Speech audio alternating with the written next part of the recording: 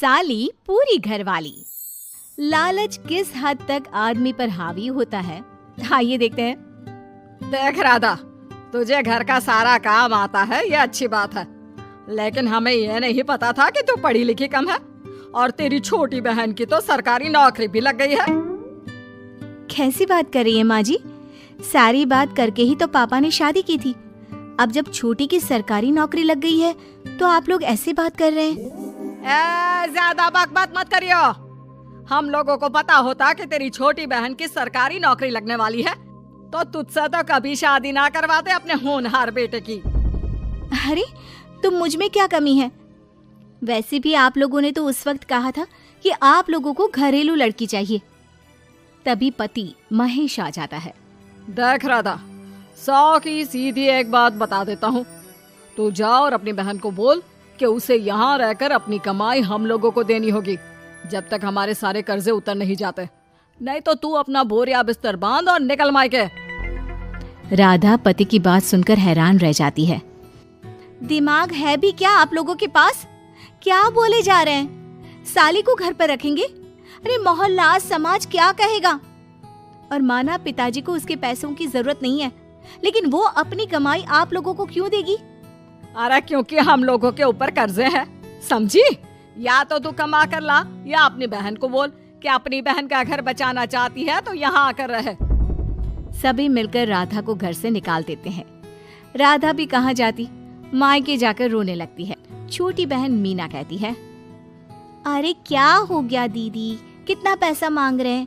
अरे अभी दे देते हैं ना, रो मत, अब तो मेरी भी नौकरी है। लेकिन राधा तो रोए ही जा रही थी। नहीं नहीं, इस बार लगता है उन लालची लोगों ने कुछ और ही डिमांड रखी है, वरना राधा इतना ना रोती। क्यों बेटी, क्या हुआ है? माँ पिताजी, इस बार जो उन लोगों ने मांगा है ना, वो सुनकर तो आप लोगों के पैरों के नीचे से जमीन खिसक जाएगी। ऐसा क्या मांगा है दीदी? तुझे मांगा है।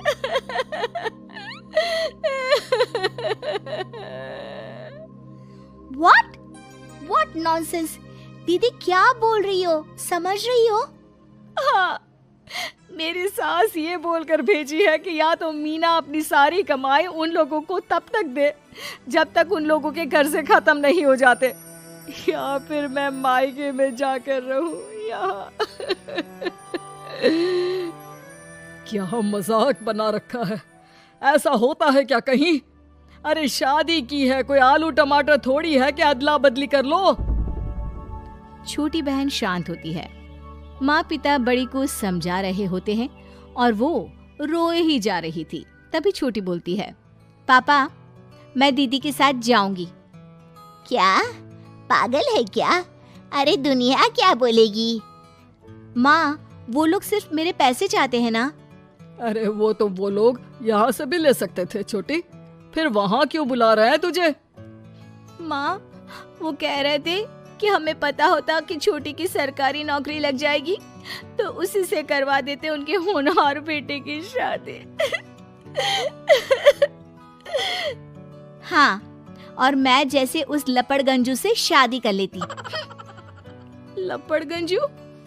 अगर वो लपड़गंजू है तो मेरी शादी क्यों करवा दी? मैं नहीं जाने वाली वापस। अरे क्योंकि तू बेवकूफ है, तुझे जवाब देना नहीं आता। चल मेरे साथ।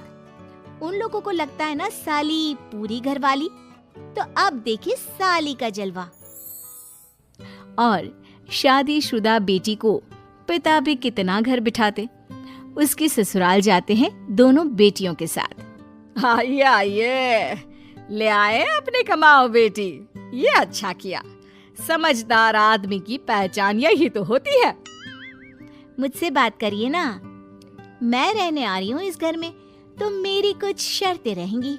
अरे वाह जी वाह, बहन के ससुराल में भी शर्तें?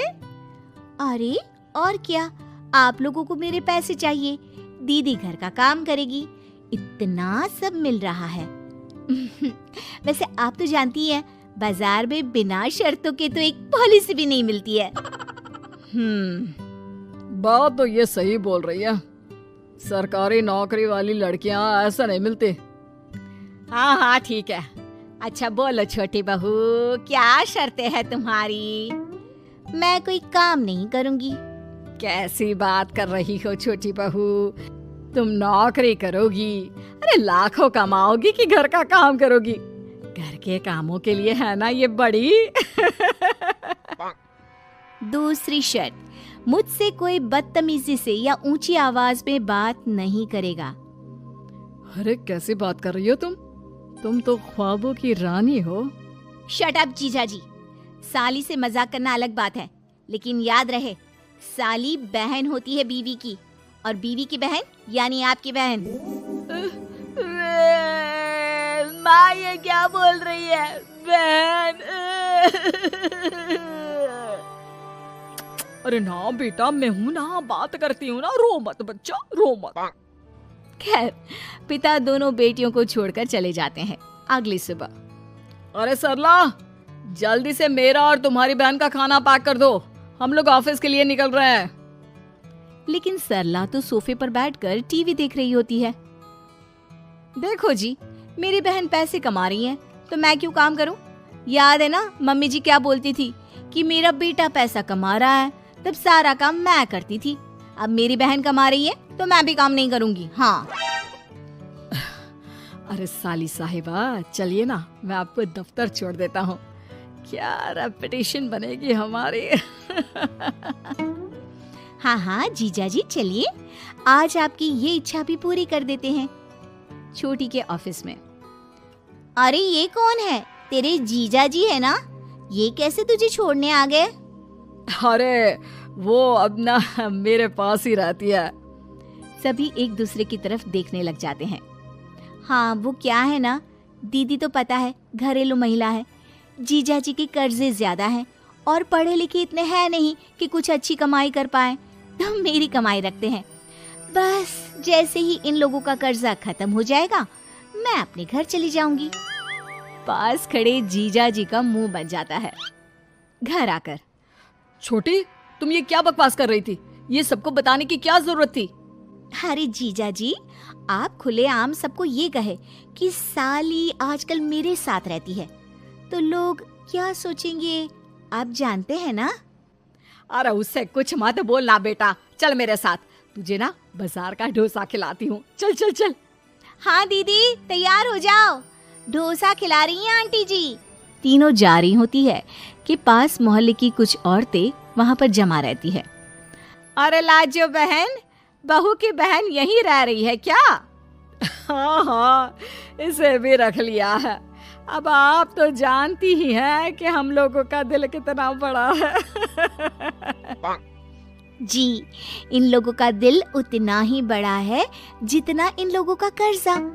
अब बेचारी बुढ़िया का बेटा लायक तो है नहीं, और बहू की बहन की सरकारी नौकरी, तो ले आए घर अपने। इनका कर्जा अब मेरी कमाई से ही तो खत्म होगा ना। सबके सामने सास की भी बेइज्जती हो जाती है।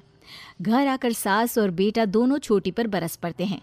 बस, मैंने कहा था मुझ पर कोई नहीं चिल्लाएगा, मैं जा रही हूँ अब। अरे लेकिन, अरे जाने देना माँ, मुझे एक बात समझ में आ गई है, अगर हमें खुद पर विश्वास हो तो अपनी समस्याओं को हम खुद सुलझा सकते हैं, फिर हमें किसी की जरूरत। एक समय की बात है, एक गांव में सफेद साड़ी वाली चुड़ैल का आतंक था।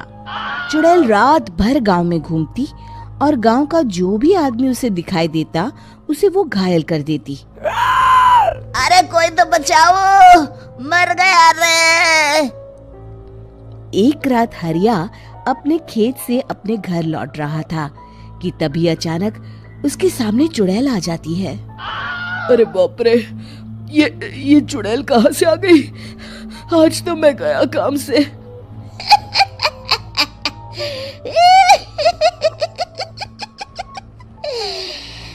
आज मुझे मेरा शिकार मिल गया। अरे चुड़ैल दीदी, मुझे छोड़ दो। जैसे ही चुड़ैल हरिया की तरफ बढ़ती है, हरिया वहाँ से भाग जाता है और अपने घर के दरवाजे पे पहुँचता है। अरे भगवान, जल्दी से दरवाजा खोलो, मेरे पीछे चुड़ैल पड़ी है। हरिया की पत्नी जल्दी से दरवाजा खोल देती है। अरे आप इतना हाफ क्यों रहे हैं? अरे मेरे पीछे चुड़ैल पड़ी है, आज तो मैं बाल बाल बच गया। जल्दी से सभी दरवाजे और सभी खिड़कियों को बंद करके बत्ती बुझा दो। तभी चुड़ैल हरिया के घर के पास पहुंच जाती है। अरे वो आदमी कहाँ गायब हो गया? मैं भी देखती हूँ आखिर कब तक बचेगा। मैं अपने शिकार को इतनी आसानी से नहीं छोड़ती। इतना कहकर चुड़ैल वहां से चली जाती है।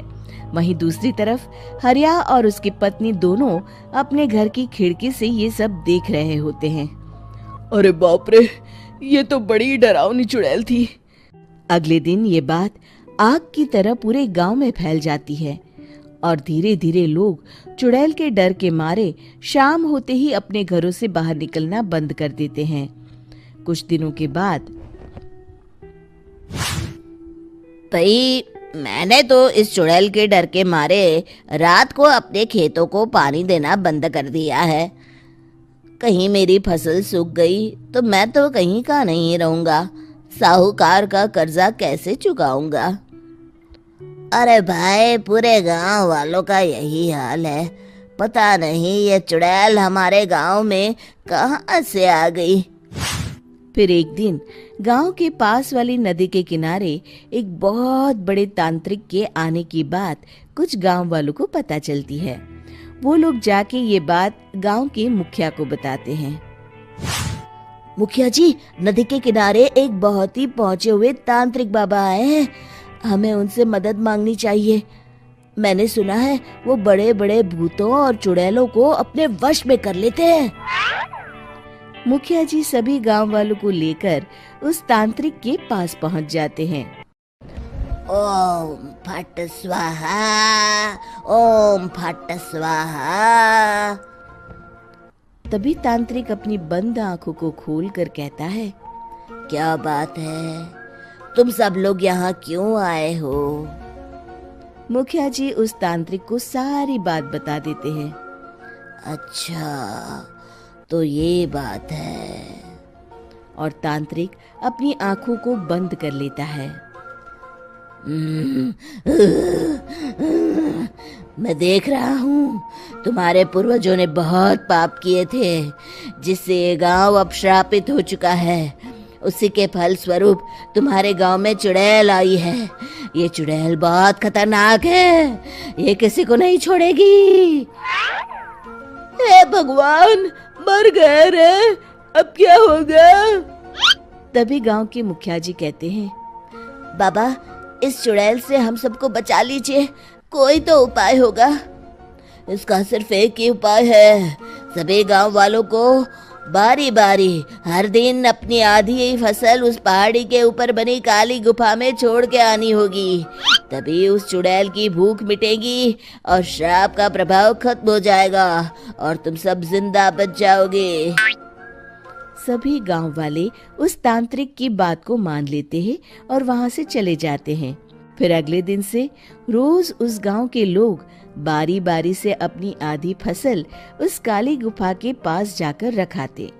कुछ दिनों बाद हरिया की बारी आती है।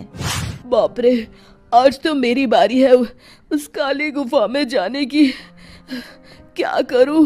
वो तो बड़ी खतरनाक चुड़ैल है। मेरे तो हाथ पैर कांप रहे हैं। फिर हरिया डरते डरते अनाज की बोरियां अपनी बैलगाड़ी में लाद देता है। तभी हरिया की पत्नी उससे कहती है, देखो जी, संभल के जाना और किसी भी हालत में शाम होने से पहले वापस आ जाना। उस चुड़ैल का कोई भरोसा नहीं है जी। हरिया बैलगाड़ी में बैठते हुए कहता है, भगवान, मैं क्या वापस आऊंगा? लगता है अब तो मेरी खबर ही आएगी। इतना कहकर हरिया वहां से चला जाता है। रास्ते में जंगल से गुजरते हुए हरिया की बैलगाड़ी का एक चक्का बड़े गड्ढे में फंस जाता है। हे भगवान, अब ये क्या मुसीबत है? हरिया नीचे उतर के पूरी ताकत से अपनी बैलगाड़ी को गड्ढे से निकालने की कोशिश करता है।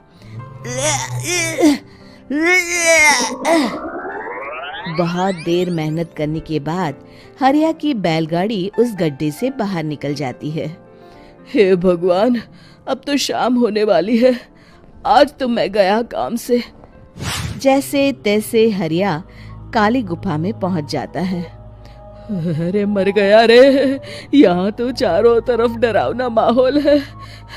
मैंने यहाँ आने में बहुत देर कर दी, कहीं चुड़ैल नाराज ना हो जाए। हरिया अनाज की बोरिया वहाँ रख के जैसे ही जाने लगता है, तभी उसे किसी के आने की आवाज सुनाई देती है। हरिया एक कोने में छुपकर अंदर देखने लगता है। चुड़ैल वहाँ आती है और फिर अपने चेहरे से नकली चुड़ैल का मुखौटा निकाल देती है। हरिया ये देख के हक्का बक्का रह जाता है। तभी चुड़ैल कहती है, भैया यहाँ आना, आज तो बहुत अनाज आया है। इसे मिलाकर अब हमारे पास ढेर सारा अनाज जमा हो गया है। कल ही हम इसे शहर में बेच आएंगे और माला माल हो जाएंगे। तभी अंदर से नदी के किनारे वाला तांत्रिक बाहर आता है। अरे ये तो तांत्रिक बाबा है। हाँ, अब तो हम दोनों की जिंदगी मजे में कटेगी। गांव वालों को बेवकूफ बनाना इतना भी मुश्किल नहीं था। लोग तो तुम्हें सच में असली चुड़ैल समझते हैं। हाँ, तुमने सही कहा। अब ये गांव वाले चुड़ैल के डर से जिंदगी भर इस काली गुफा में अनाज पहुंचाते रहेंगे। अच्छा, तो ये बात है। ये दोनों पूरे गांव वालों को बेवकूफ बना रहे हैं। अभी जाकर सबको बताता हूँ। हरिया उन दोनों की पूरी बातें सुन लेता है और जल्दी से वापस गांव में आता है। गांव वालों को पूरी बात बता देता है। इससे पहले वो दोनों हमारा अनाज लेकर शहर जाए, हमें उन दोनों को पकड़ना होगा।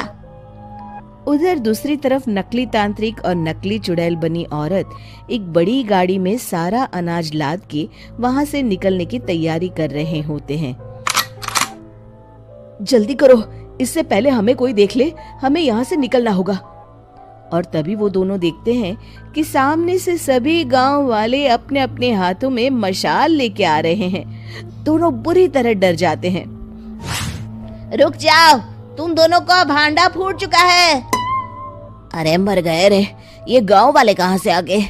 तुमने क्या सोचा इतनी आसानी से यहाँ से निकल जाओगे? ये अनाज हमने अपने खून पसीने से दिन रात खेतों में मेहनत करके उगाया है। दोनों मुखिया जी के पैरों में गिर जाते हैं।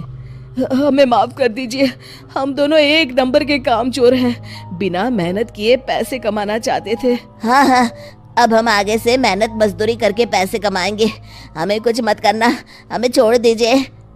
इतना कह के दोनों गांव छोड़ के भाग जाते हैं और सभी गांव वाले फिर से खुशी खुशी रहने लगते हैं। शिक्षा, तभी तो कहते हैं कि किसी भी समस्या का समाधान केवल सूझबूझ से ही करना चाहिए और कभी हिम्मत नहीं हारनी चाहिए। दोस्तों, हमें उम्मीद है कि आपको हमारी ये कहानी पसंद आई होगी। कृपया हमारे चैनल को सब्सक्राइब करें और सभी अपडेट्स के लिए बेल आइकन जरूर दबाएं। और हाँ, वीडियो लाइक और शेयर करना मत भूलिएगा। Bye bye.